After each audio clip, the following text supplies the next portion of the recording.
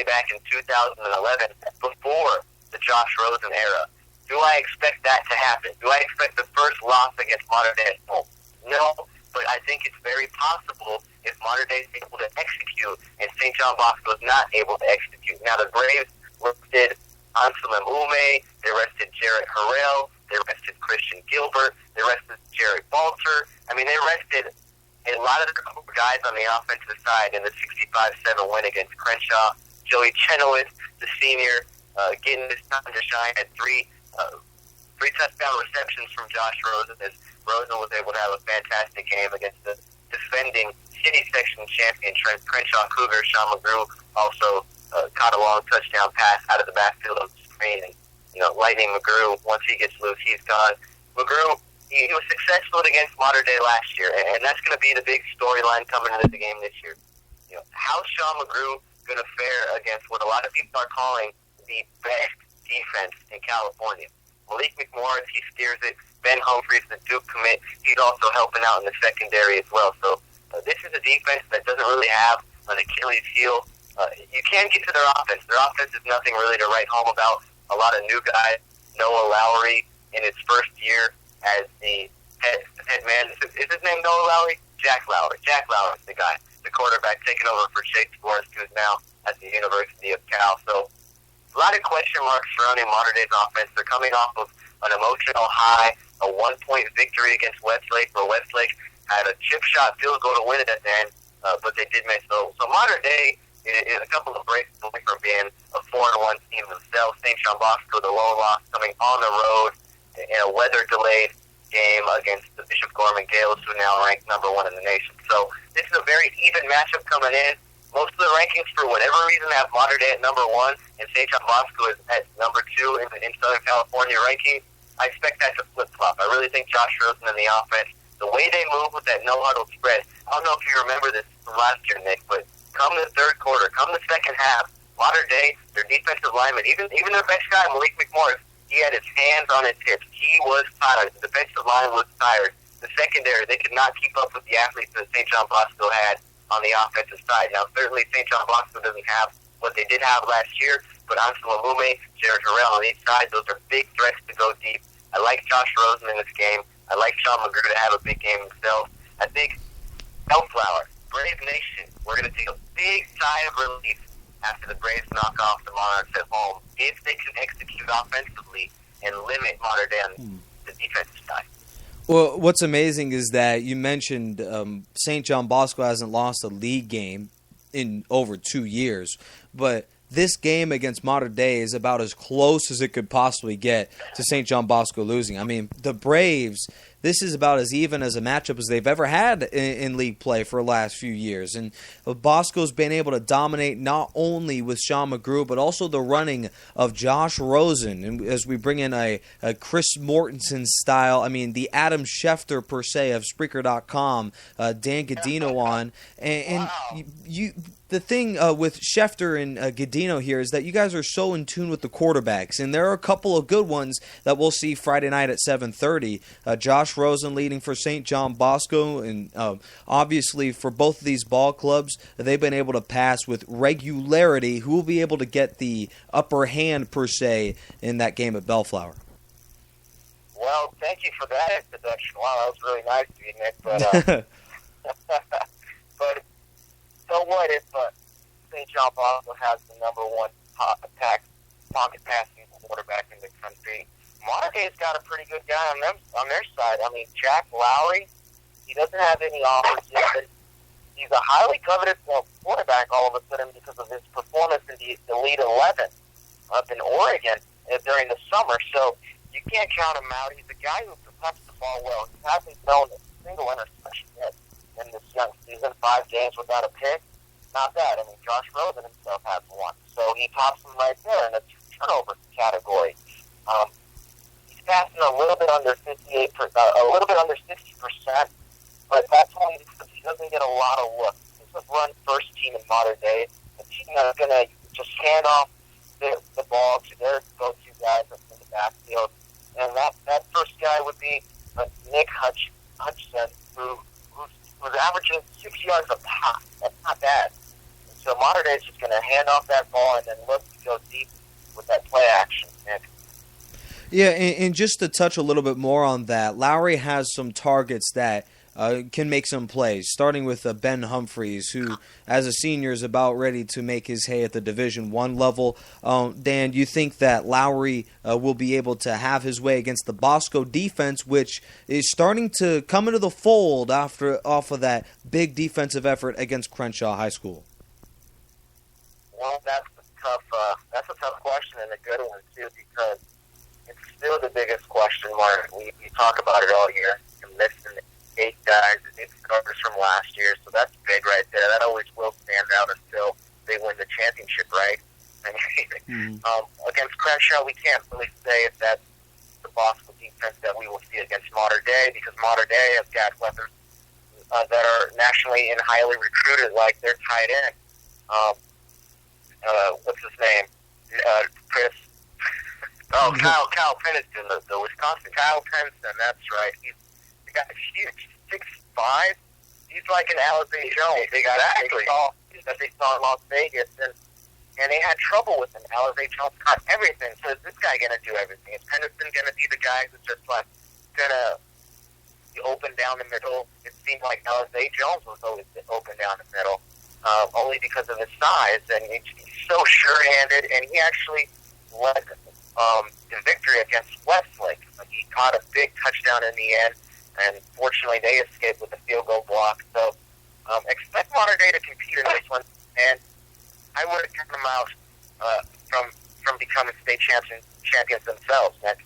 Yeah, but what's amazing here, Chris, is that not only did Bishop Gorman catch some big breaks in their win by 1 point over Centennial there on the road, but also don't forget Mater Dei, you mentioned earlier, 1 point squeaker against Westlake High School. I mean, could St. John Bosco underestimate another opponent to start league play?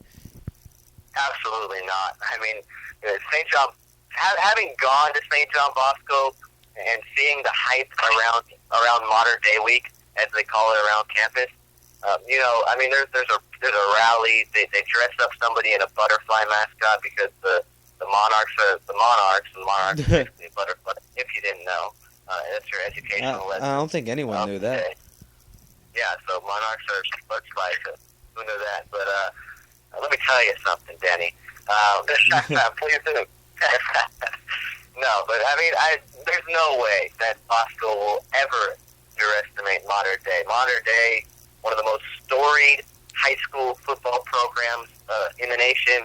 Bruce Rawlinson, legendary head coach, even though some of us on this broadcast may think he's a bit overrated. We're not going to mention anybody. They're a good team, and we could very well see a rematch if St. John Bosco and Mater Dei are placed on different sides of the brackets once again in the playoffs. We could very well see a rematch at Angel Stadium in the Southern Section Pac-5 Championship. But Mater Dei, they're not going to overpower you with their offense, and that's where I think they're going to be hurt in this game. They like to play defensive games. I think offense is going to win out, not because necessarily St. John Bosco's offense is. I mean, it is lethal, but the reason why it's going to wear them out is because it is that no-huddle spread that Chad Johnson instituted, the Oregon Ducks type of offense, as some people like to call it. That's better known by basketball on grass, no-huddle spread. Whatever you want to call it, it's really going to wear down Mater Dei in this game. And just like last year, I think by the second half, you're going to start to see guys get a little bit tired, a little bit passive on that Monarch defense, and I think St. John Bosco maybe goes into the half trailing, maybe tied, maybe up by a little bit, but come the second half, come the fourth quarter, I think we'll have a pretty good idea of who's going to win the game. Yeah, Mater Dei currently the quote-unquote favorite, but there are some other teams that could emerge as Trinity League contenders and potential playoff ball clubs. Last year, I believe 3 teams out of 6 in the Trinity League ended up making the playoffs. Obviously, Mater Dei and Bosco being 2 of them.